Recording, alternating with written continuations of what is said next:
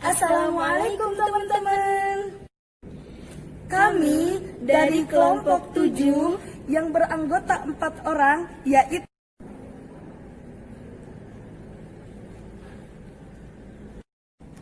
akan menjelaskan RTM 7. Untuk soal nomor 1 yaitu sebutkan level organisasi mulai dari sel sampai ekosfer. Untuk yang pertama yaitu tingkat sel. Sel adalah satuan kehidupan terkecil makhluk hidup. Sel mempunyai organel dengan fungsi yang beragam, seperti inti sel yang berfungsi mengatur metabolisme sel. Yang kedua yaitu tingkat jaringan. Jaringan adalah kumpulan sel yang mempunyai bentuk sama dengan fungsi tertentu. Contoh jaringan tingkat hewan yaitu epidermis, parenkim palisade, parenkim spons, sklerenki, silem, flum, cambium, dan gabus. Contoh jaringan tingkat hewan tingkat tinggi dan manusia yaitu lemak, saraf, darah, tulang, otot, dan limfe. Yang ketiga yaitu tingkat organ. Organ adalah kumpulan dari beberapa macam jaringan yang melakukan fungsi tertentu. Contoh organ tumbuhan tingkat tinggi yaitu akar, batang, daun, bunga, dan buah. Contoh organ hewan tingkat tinggi dan manusia yaitu jantung, hati, paru-paru, lambung, hidung, usus, telinga. Keempat yaitu sistem organ. Sistem organ adalah sebagian organ yang melakukan fungsi tertentu. Contoh sistem organ hewan tingkat tinggi dan manusia yaitu sistem pencernaan makanan, sistem reproduksi, sistem koordinasi, dan sistem peredaran darah. 5 yaitu tingkat individu. Tingkat individu adalah makhluk hidup tunggal. Contoh sebatang pohon kelapa, seorang manusia, seekor semut, dan lain-lain. Keenam yaitu tingkat populasi. Populasi adalah kumpulan individu dengan spesies yang sama yang berinteraksi dan hidup di wilayah tertentu. Yang ketujuh yaitu komunitas. Komunitas adalah kumpulan populasi dengan berbagai spesies dan saling berinteraksi dalam area tertentu. Yang kedelapan yaitu ekosistem. Ekosistem adalah tingkatan organisasi kehidupan yang saling berinteraksi antara organisme dan lingkungan abiotiknya. Yang kesepuluh yaitu bioma.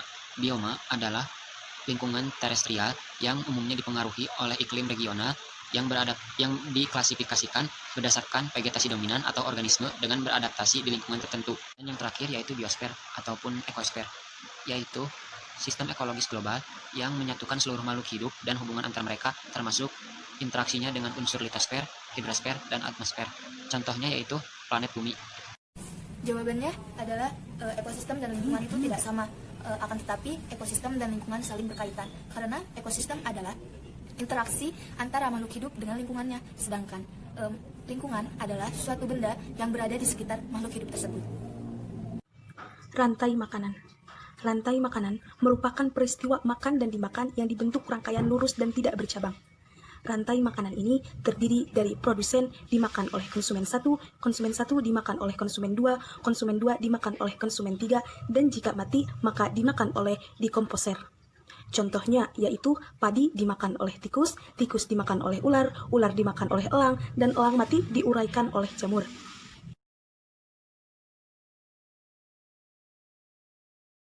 Selanjutnya yaitu jaring-jaring makanan. Jaring-jaring makanan adalah gabungan dari rantai makanan yang saling berhubungan dikombinasikan tumpang tindih dalam suatu ekosistem. Nah, nama lain untuk jaring makanan adalah sistem sumber daya konsumen. Nah, apa sih perbedaan dari keduanya? Yaitu organisme yang terkumpul pada jaring makanan mempunyai beberapa jenis organisme yang dapat dipilih menjadi makanannya. Sedangkan dalam rantai makanan, organisme yang berperan menjadi konsumen hanya memiliki suatu pilihan makanan saja. Menurut seorang ahli biologi, pada tahun 1920-an berpendapat bahwasannya rantai makanan atau jaring-jaring makanan bukanlah suatu unit yang terisolasi, melainkan saling bertautan dengan jaring makanan. Contohnya yaitu jaring-jaring makanan yang terdiri dari 3 rantai makanan, yaitu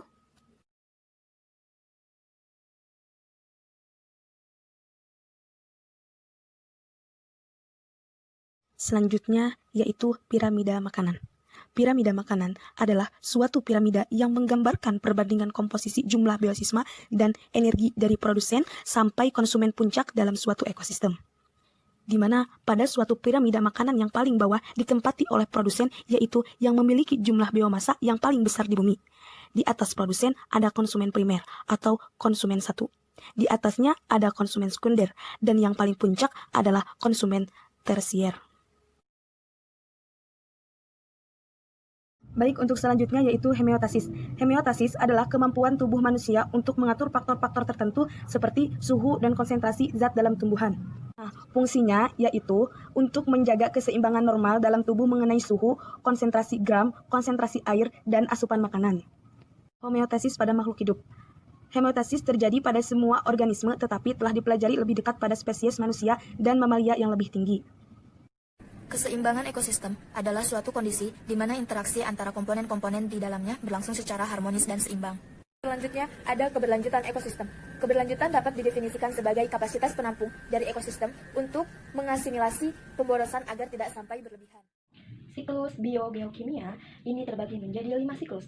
Siklus yang pertama yaitu siklus air atau siklus hidrologi. Yang kedua yaitu siklus nitrogen. Yang ketiga yaitu siklus sulfur. Yang keempat yaitu siklus karbon. Dan yang kelima yaitu siklus fosfor.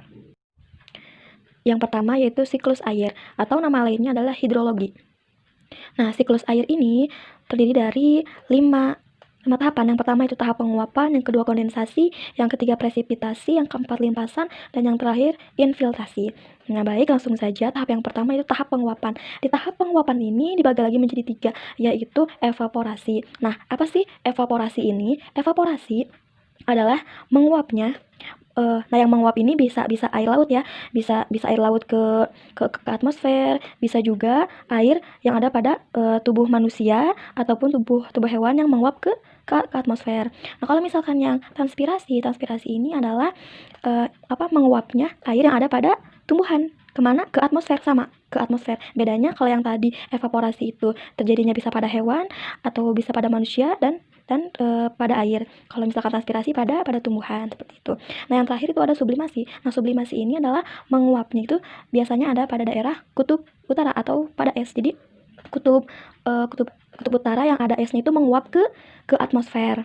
Jadi yang sublimasi ini hanya ada pada suhu yang dingin seperti itu. Nah, ketiganya ini sama-sama menguapkan air ke atmosfer. Nah, saya pertegas lagi ya tadi.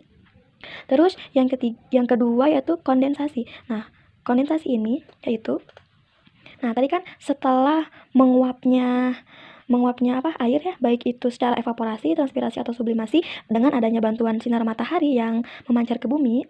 Tadi kan airnya naik ya ke mana? Ke atmosfer ya. Air naik ke atmosfer, lalu terjadilah ini pergumpalan di udara atau di atmosfer. Terbentuklah ini titik-titik air atau partikel es, sehingga terbentuklah yang namanya awan. Jadi nama lain dari proses pembentukan awan yaitu namanya proses kondensasi, seperti itu. Selanjutnya yaitu presipitasi. Nah, ketika sudah terbentuknya awan,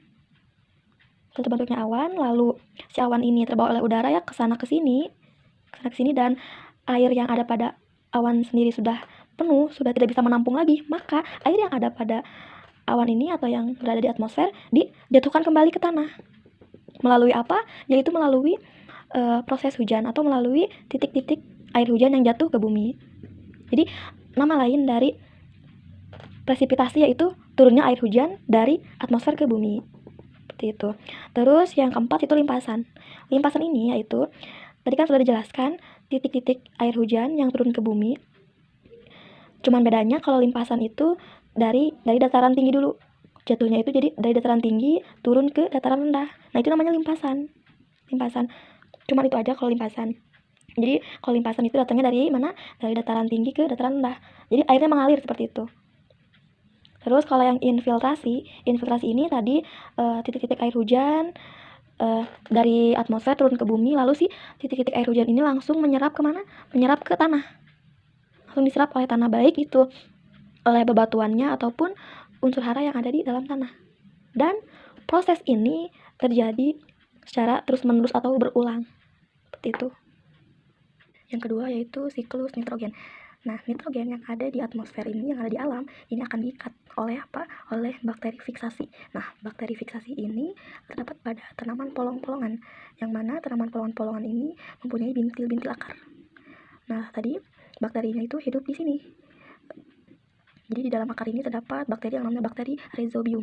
Langsung ke sebelah sini, di sini ada hewan dan tumbuhan. Nah, ketika hewan dan tumbuhan ini mati atau punah, maka ya dia akan didekomposisikan oleh dekomposer.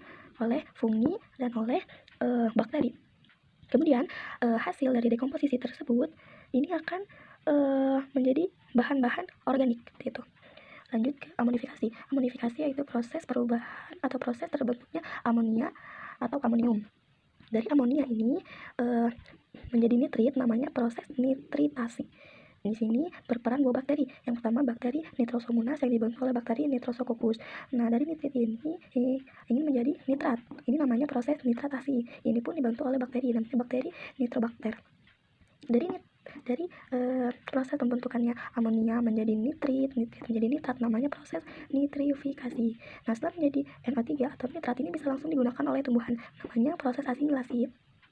Nah, setelah menjadi nitrat atau NO3 ini pun bisa langsung dikeluarkan ke udara melalui proses denitrifikasi dan dibantu oleh bakteri pula. Nah, sekarang kita akan membahas tentang siklus karbon. Siklus karbon ini bisa disebut juga dengan siklus oksigen. Nah, ini atmosfer. Nah, di sini ada bakteri, tumbuhan, hewan, manusia, dan pabrik. Nah, bakteri yang ada di sini ini akan menghasilkan karbon dioksida yang mana akan dibuang kemana? Ke atmosfer. Begitupun sama halnya dengan hewan, manusia, bahkan pabrik sekalipun ini akan menghasilkan gas karbon dioksida yang akan dibuang ke atmosfer. Nah, di sini tumbuhan di sini bisa bolak-balik ya. Nah, tumbuhan ini akan menghasilkan gas oksigen ke udara dan akan menarik gas karbon dioksida yang diperlukan untuk proses fotosintesis. Dan tumbuhan pun akan menghasilkan oksigen yang dibutuhkan oleh bakteri dan hewan dan manusia. Nah, setelah bakteri, tumbuhan, hewan, dan manusia ini mati, maka akan didekomposisikan. Nah, atau diuraikan ya seperti itu, dan akan menghasilkan yang namanya senyawa karbon. Nah, senyawa karbon ini akan mengendap di bagian dasar lautan dan akan menjadi bahan bakar fosil. Nah, bahan bakar fosil ini atau yang kita kenal sebagai BBM. Nah, ini akan menghasilkan gas karbon dioksida kembalinya kemana? Itu kembali ke udara atau kembali ke atmosfer melalui apa? Yaitu melalui proses pembakaran transportasi yang ada pada motor dan mobil. Daur fosfor. Nah, di sini ada tubuh organisme fosfor di dalam tanah, air tawar, dan lautan, terus batuan. Nah, langsung saja, fosfor yang ada di dalam tanah, air tawar, dan lautan ini akan diserap oleh tubuh organisme. Nah, ini bisa oleh hewan, tumbuhan, dan manusia.